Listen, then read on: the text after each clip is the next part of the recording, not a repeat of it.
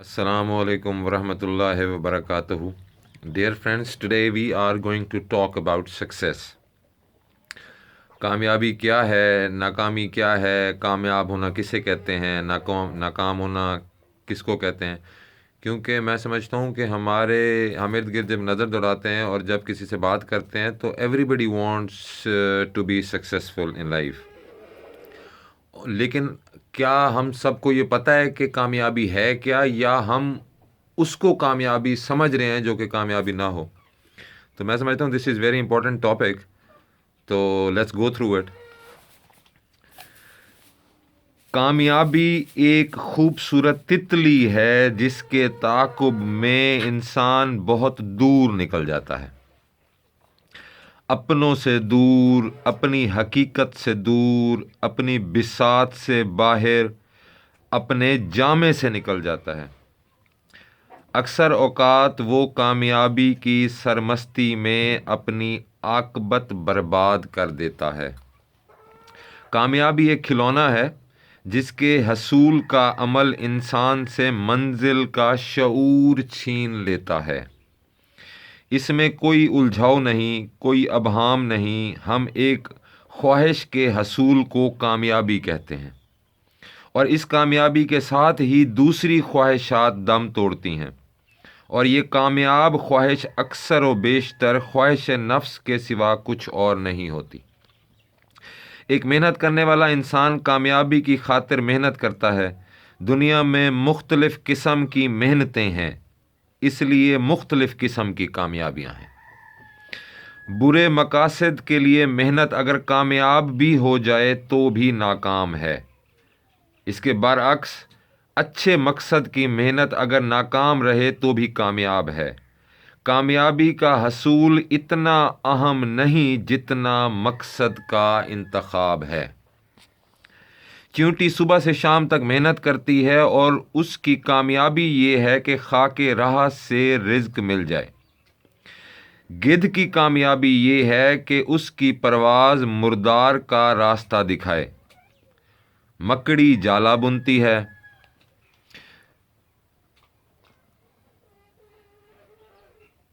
एक माहिर रियाजीदान और इंजीनियर की तरह। उसका मकसद कामयाब हो जाता है, इसका मकसद जाला नहीं।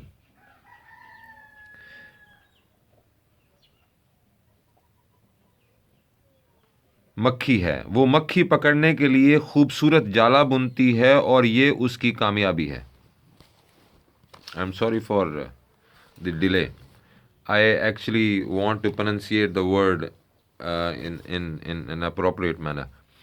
कामयाबी के ग्लैमर के पीछे इंसान की असल ख्वाहिश छुपी होती है। इस ख्वाहिश का बगौर मुताला किया जाए तो कामयाबी का असल मफहूम समझ में आ सकता है। कामयाबी की तारीफ़ करना मुश्किल है। आजकल कामयाबी एक मुकाबला है। अपने माहौल में अपने समाजी मेयार के मुताबिक सबकत ले जाने को कामयाबी कहते हैं। कामयाब इंसान उसे कहते हैं जो अपने गिरदोपेश के इंसानों में नुमायाँ हो, मुमताज़ हो, सबकत ले जाने वाला मुअज़्ज़िज़ कहलाता है। कामयाबी का मुद्दा सबकत ले जाना है, शोहरत हासिल करना है। अगर समाज का अपना कोई अखलाकी मेयार ना हो तो कामयाबी एक ख़तरा है। झूठों में शोहरत हासिल करना बदनाम होने के मुतरादिफ है। अगर माहौल गंदा हो तो कामयाबी की तमन्ना इंसान के लिए एक ख़तरा है। कामयाबी का सफ़र खुद गर्जी का सफ़र है, ये ख़तरे का सफ़र है। खुद गर्जी ना हो तो इंसान कैसे कामयाब हो। दौलत जमा करने वाले कैसे कामयाब हो सकते हैं अगर वो बेहिस ना हो। दौलत तकसीम करने वाला कभी दौलत जमा नहीं करता। कामयाब मेहमान कामयाब मेज़बान नहीं बन सकता। मोहब्बत कामयाब हो तो शादी कामयाब नहीं होती। बैंक का काम करने वाला टूरिस्ट नहीं बन सकता। कामयाब इंजीनियर, कामयाब डॉक्टर और कामयाब वकील की ज़िंदगियों में बड़ा फ़र्क होता है। हर कामयाब आदमी दूसरे को नाकाम समझता है और यही नाकामी की दलील है।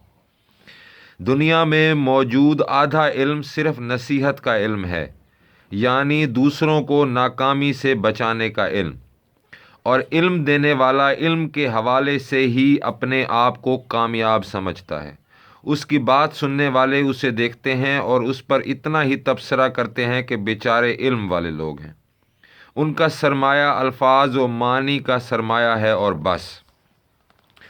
کامیاب انسانوں نے ہی دنیا میں جھگڑا فساد قائم کر رکھا ہے۔ ایک انسان کامیاب کہانی نویس یا کامیاب داستان گو افسانہ نگار ہو تو اپنے آپ کو ہر شعبہ حیات میں کامیاب سمجھتا ہے۔ وہ فرض کر لیتا ہے کہ اب وہ ڈرامہ، تنقید، معاشیات، سیاسیات، شاعری، الہیات، غرض یہ کہ متفرقات پر قلم اٹھانے کا حق رکھتا ہے۔ وہ جلسوں کی صدارتیں کرتا ہے، جلوسوں کی قیادت کرتا ہے، حکومتوں کے حق میں اور ان کے خلاف قراردادیں پاس کرتا ہے، حالانکہ اس کی کامیابی صرف کہانی یا افسانے کی کامیابی ہے۔ کم و بیش ہر کامیاب انسان اس خوشی میں مبتلا ہو کر اپنی کامیابی کو ہی اپنے لیے وبال جان بنا لیتا ہے۔ یہی وجہ ہے کہ امیر آدمی ادیب بننے کا شوق رکھتا ہے اور بنتا ہے۔ ادیب کو سیاستدان کہلانے کا حق چاہیے، کیونکہ وہ شعر کہتا ہے، سیاستدان حکومتوں سے ناراض ہی رہتے ہیں جیسے یہ ان کے محبوب ہوں، اور حکومتیں اللہ کا نام لے کر اپنا کام جاری رکھتی ہیں۔ سب کامیاب ہیں اور سب ناکام۔ جب ہم اپنے لیے ایک انداز فکر کا انتخاب کرتے ہیں تو ہمیں دوسرے انداز ہائے فکر پر اتھارٹی بننے سے گریز کرنا چاہیے۔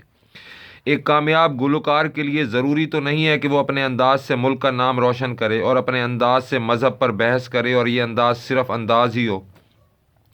چونکہ ہماری زندگی شعبوں، پیشوں، دائروں اور زاویوں میں تقسیم ہو چکی ہے، اس لیے کامیابی کا مفہوم اس دور میں اپنے پیشے اور اپنے شعبے میں کامیابی ہے، اور یہ کامیابی اپنے دائرے سے باہر نکل آئے تو ناکامی کے علاوہ کیا ہو سکتی ہے۔